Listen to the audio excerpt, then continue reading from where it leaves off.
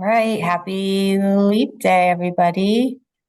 This is the third meeting of the Design Out Waste Advisory Committee. The topic today, the big theme is communicating about waste. We're gonna just talk about waste-related communications and engagement featuring Nicole and Gunther, our guest visitors. And I will talk a little bit about communicating about Reaply and the need for a publicity plan. And so, like, to date, we've met 2 other times. We met in November talking about factors influencing materials management in Massachusetts. And in December, we talked about reuse as an intervention to disrupt historical waste generation trends. And today we'll talk about communicating about waste sorting standards and some available tools we have to do that. So communication essentials. I think everyone on the call knows this, but you know, we need to have bin colors that are standard, tops that are standardized, and bin styles that are standardized. And although we want standardized styles, we do have some different variations of some standard bins. And here I'm showing you a part of a MaxR product catalog that has been specified for MIT. So this presentation links to this catalog. There's several pages of different styles of bins like this. These are central bins setups. And then we also have a more of a bargain priced bins through Bush Systems. And Bush gives us the state contract pricing. And these are our contact sales folks, and they also have our sign files. So if you order from them, you will automatically get our signs, our new standard signs. Hey, Dawn, quick question. Yeah. How do you order from them? Do you just contact them directly? Yeah, you would. I'm sorry, I'm having trouble seeing everybody. Yep, you would contact there's those salespeople that I had listed on here. So I will send this out after this presentation. So Bush Systems does not have a catalog for us, but I'm linking to their website. And then MaxR has a catalog that I think was developed with Stephen Newman's help and some people that predated my arrival at MIT. But the sales folks, Michelle for Bush and Garrett for MaxR, are very responsive. Well, I've dealt with Garrett, and he's like, it's like 2 minutes he gets back to you. So oh, right. Yeah. Okay, thank you. Sure thing. So we have, we've talked about this before, but it's good, I think, to see all of these tools together in one presentation. We have our new signs. They're in our resource library. They're on Copytech as well. So Nicole will show us that in a second, but I just want to say that the one more update on the signs is that I've requested a list of all those bins, all the MaxR bins sold to MIT from Garrett, and that will give us a sense of how many signs that we need to modify to fit these bins, which have front signs that are larger than the signs we have had made, and backboards in some cases that are different sizes as well. So this is a picture of a bin in Building 32 right now that I took on Monday night. So they do really need the updates, and so that's coming down the pike. But I can turn it over to Nicole. Can you guys hear me through Dawn? I'm across from Dawn, so you guys can hear me okay? We can hear you. It's a little underwater. Okay. If you want to better. Okay. Yeah. Great. So as Dawn talked about, so we worked together on these new waste bin signs, and part of it was making sure we could get it to people in as many different ways as possible. So we do have them listed like in a few different places. So one, this is being on Copytech. So this is the main landing page on Copytech. Obviously, we do want to direct folks here, but if they happen to be browsing around, they can go in through the main landing page and be able to get their waste bin signs, and they can sort it based on what their specific needs are, if they want a specific sign, or if they want sets of, basic or the specialty. We also have them available for self-print on our website in our resources section. So same thing, we have them in the different sizes, and folks can click in, they can print around. So people can print, the set of 3, or if they need the specialty signs as well, we have them at a separate link just so folks aren't automatically printing specialty signs, because I was talking to Dawn, we don't really want folks doing that on their own, because you need to make sure you have your specialty collection set up before you print specialty signs. So making sure we're trying to put in stops for where we don't want people to get too far. There's also a decent amount of just kind of language around use of the signs, why these signs are important. And then we also have on our website, the Sustainable Waste Management Frequently Asked Questions. They talk a little bit about the bin signs. They talk a little bit about the centralized bins. And then it's also has the Waste Wizard in beta testing. So this is all, I think, kind of the logistical or just like the physical needs for this stuff. And then we're working on hopefully rolling out soon on our website in a series of blog posts on the Midos website, and then an MIT news story in the future, just talking about kind of all of these efforts, so that people who might not even be in this space or in this space and don't realize about these resources can learn a little bit more.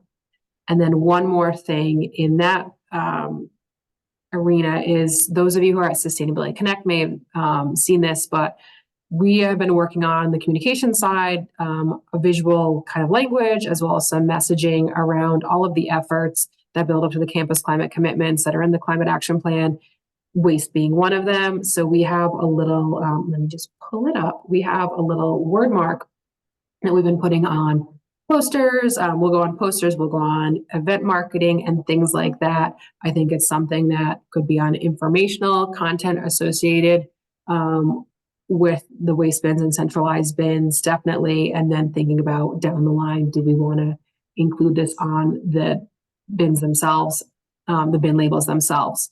But it's just this, let me pull it up.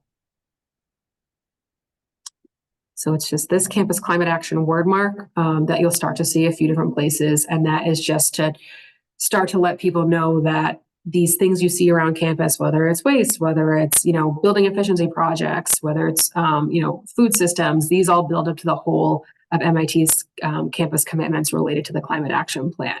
So that's kind of like a very high level, short summary of what work we've been doing, but I'm also in very frequent communication with Dawn. And now when I can, jumping in with Gunther and Dawn, and of course, always Brian, to make sure our communications are reflecting all the good work you guys are doing. So that's where we are right now. Brian. Thanks, Nicole.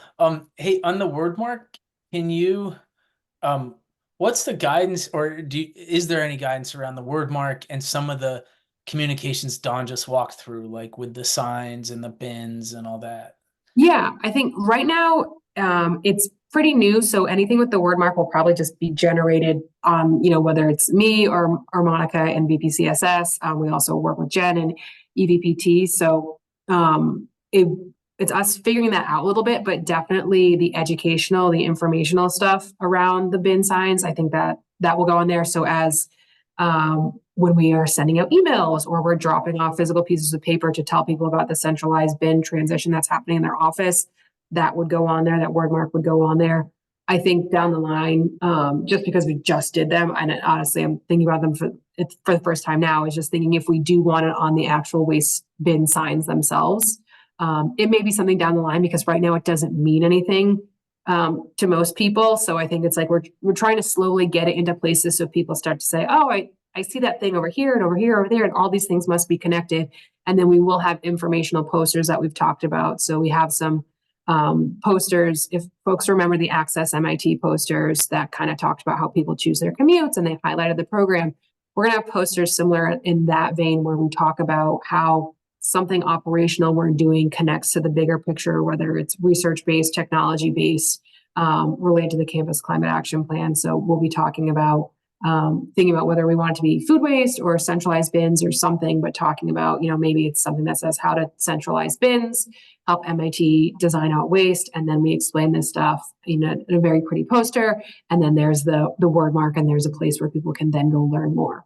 So right now we're just applying it to get it out there and have people see that seemingly disparate activities are actually all connected. And then we'll have more actual education and ways that we can direct people to our website where they can learn more. Thanks, Brian.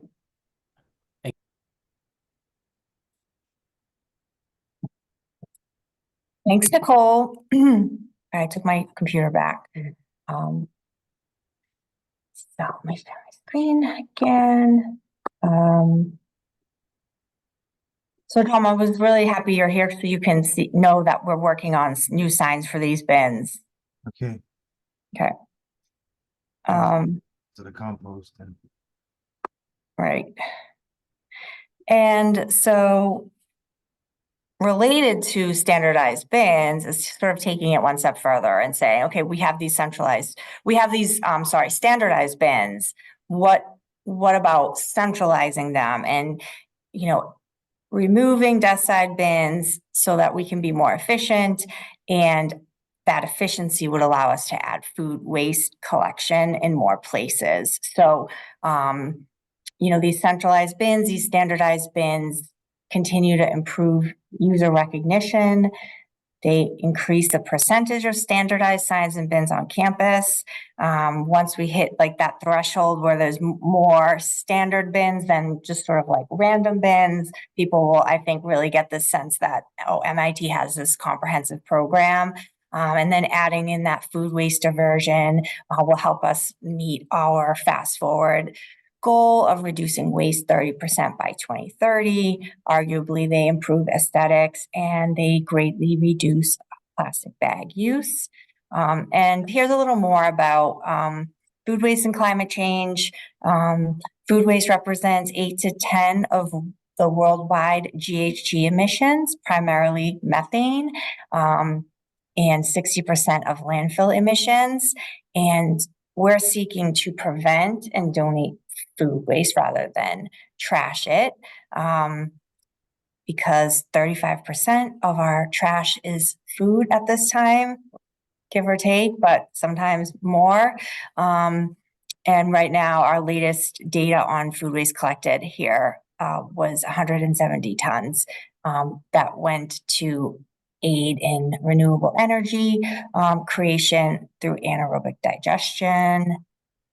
And here are some of the bins compared to like a bin set on campus that you can see on the right side of the screen. So I'm going to hand this over to Gunther, who's going to talk a little bit about his experience with retrofitting existing spaces with centralized bins.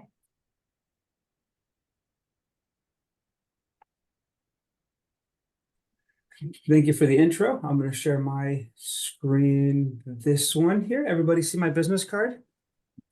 Yes. So part of what I've undertaken in my short time here is, as Dawn was talking about, communication, and with that comes outreach and education, and I'll do those in separate slides. Tom had asked me, I got invited to speak to his staff.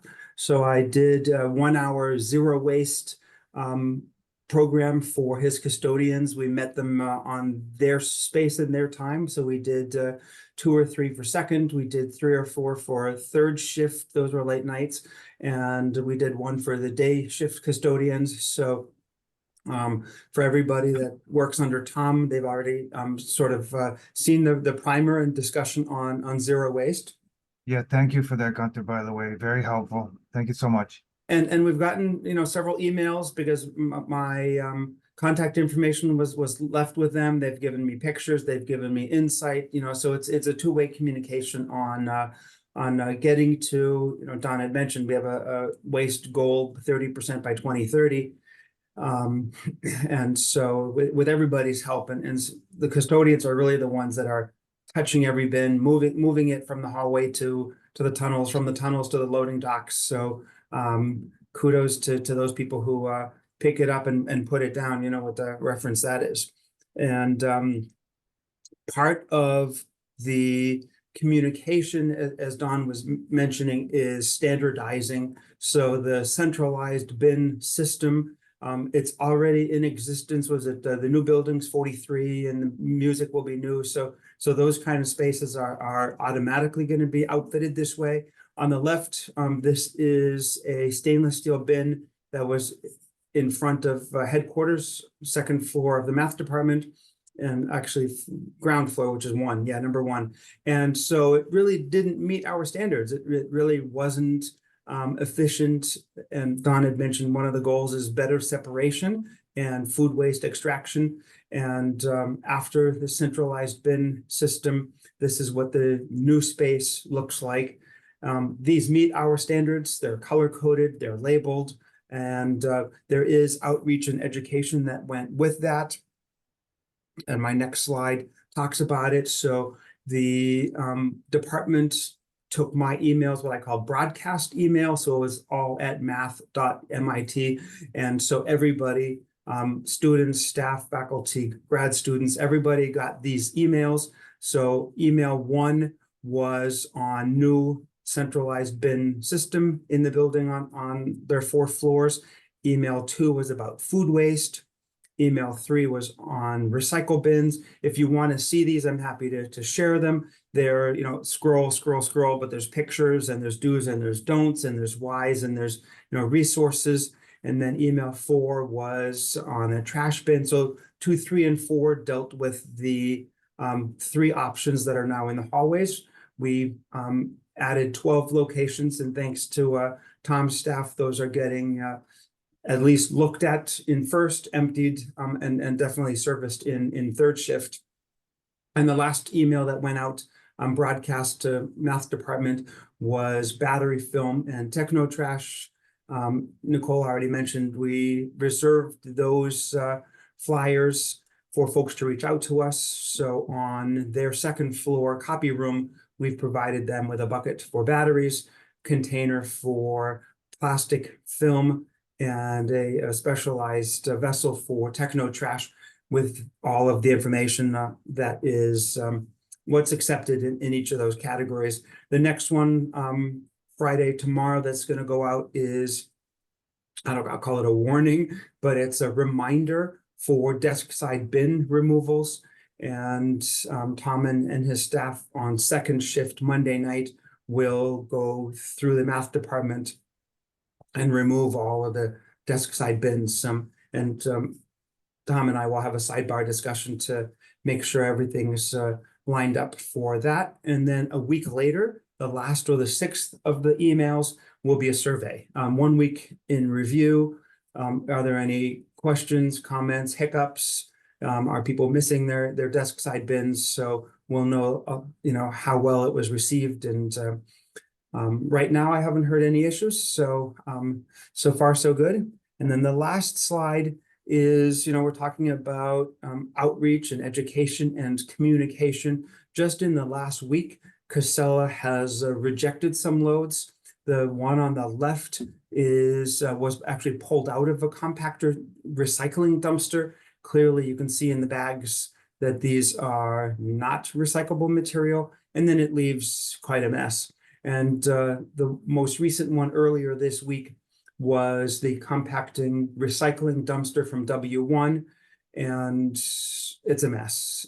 I don't know if the compactor squeezed a bag of, yogurt containers or what blew up in there. So this is going to be more and I don't want to say enforcement, but more directed outreach and education when we find certain containers that are having problems. And the staff and Heather from Dining Services and Rich have been great about providing the staff contacts and links and emails and phone numbers to these particular buildings. And I have it on my radar to go and visit and make sure there's labeling, make sure there's education, make sure, so I'll continue to do that outreach and education.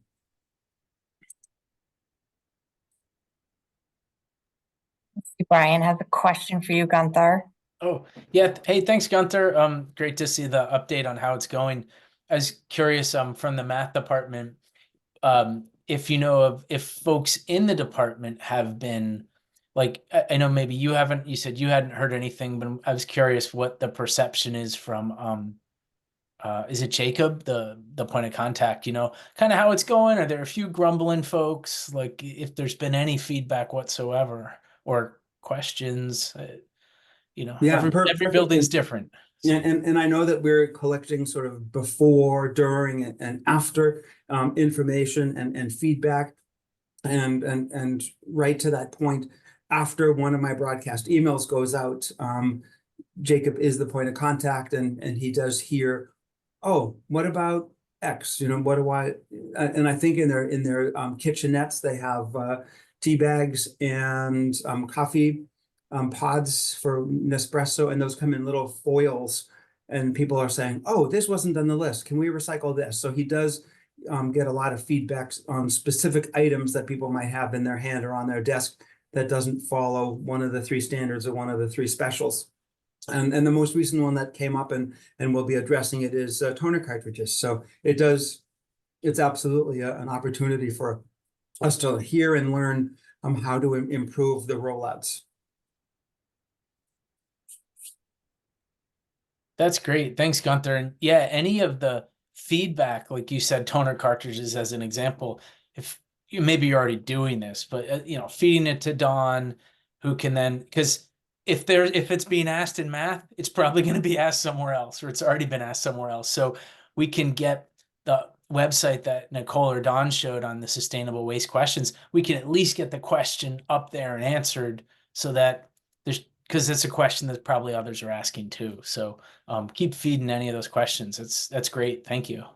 And what's great about the sort of the learning curve on this is that when I was contacted by 5455 in their brand new atrium, can we have this container? Can we collect these items? I've already heard, what building 2 has asked for, and so I can make offerings and not forget toner cartridges this time. So yes, it's definitely something that grows our lexicon of frequently asked questions and what do I do with this oddball item or that item.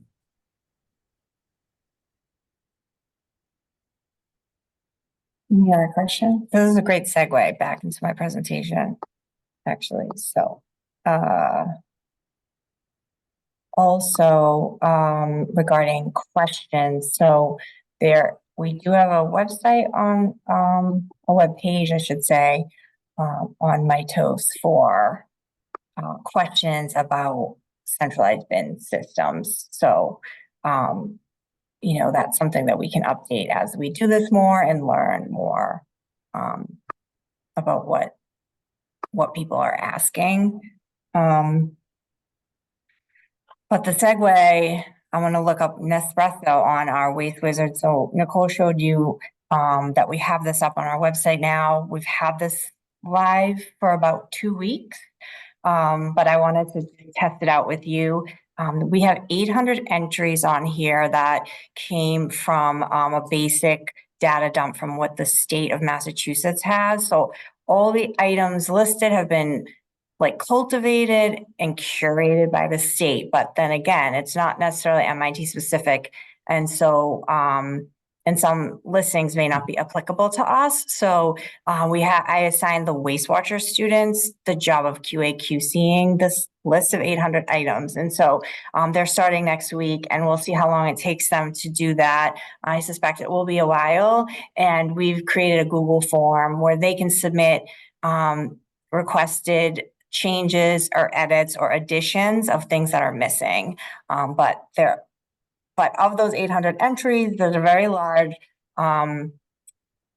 variety of search terms. So on the screen, you can see on the right is our Google form that's linked over here. But let's see if Nespresso is in here.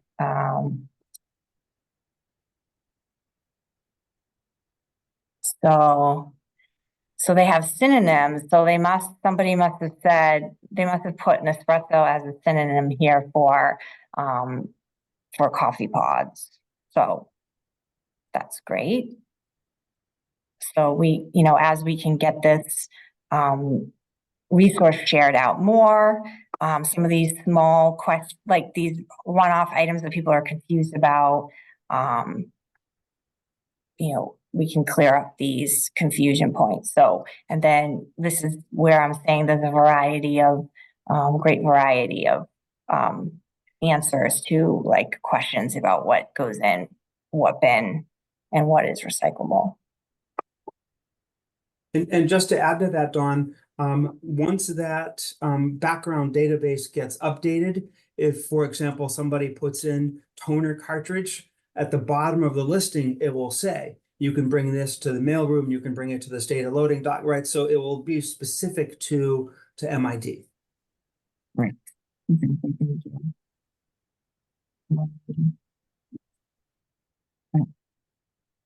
Well, that said, I thought it would be good to like talk about a communication focus. So waste audits have shown that at MIT, we have in some cases up to 50% of recyclable material in the trash.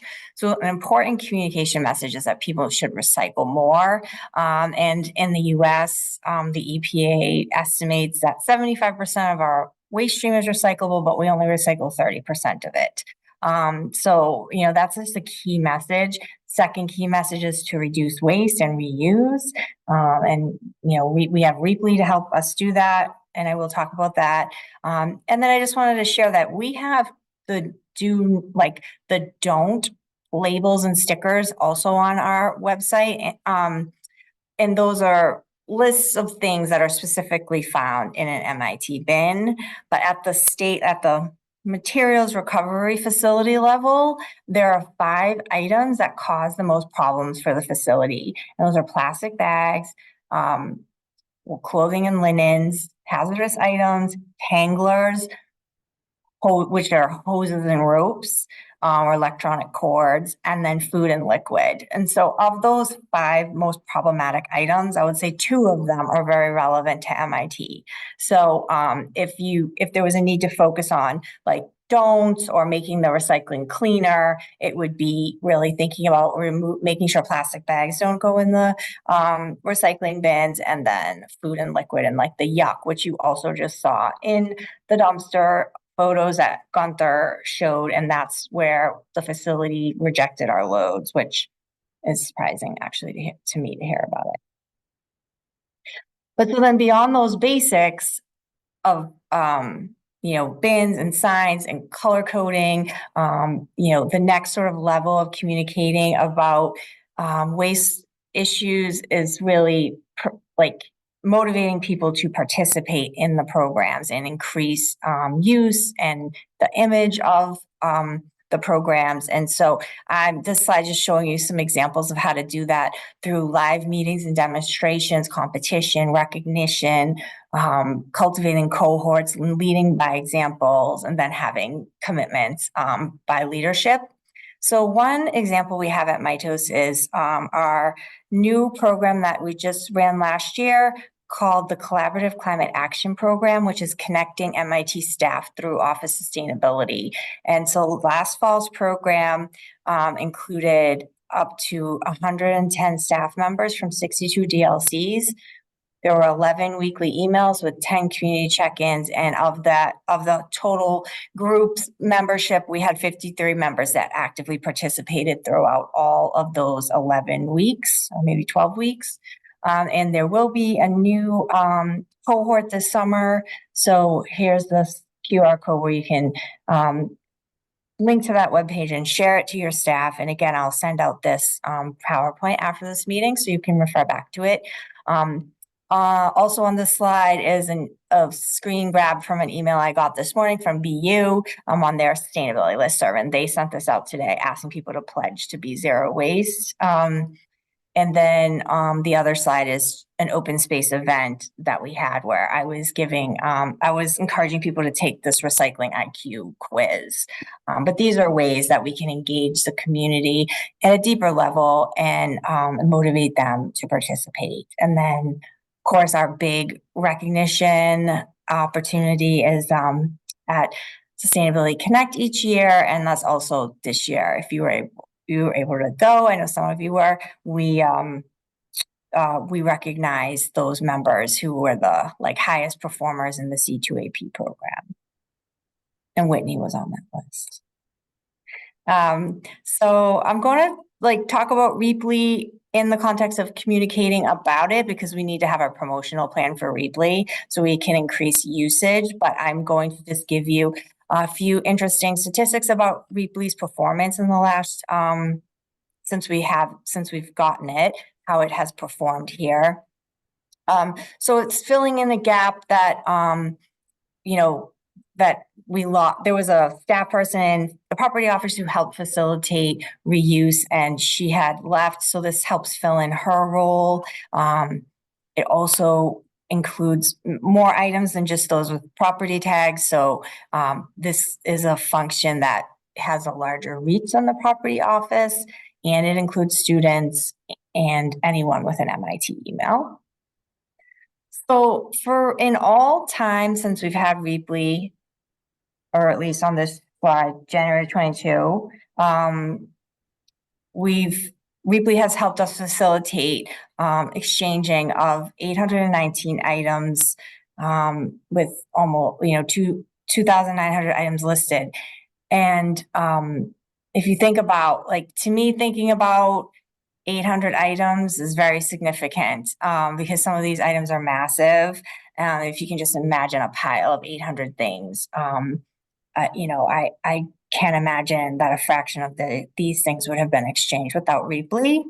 And the data that we were able to get from the people who post, Reaply asked them to say, what is this value of this item? And through that information, Reaply was able to calculate that we captured $189,000 in value. So for the next year, my goal is to have Reaply usage doubled. So, I'd like to crowdsource ideas for doing that. Where and when can we actively promote Reaply to these high users, such as lab techs and managers, office managers, facilities managers, construction and renovation projects.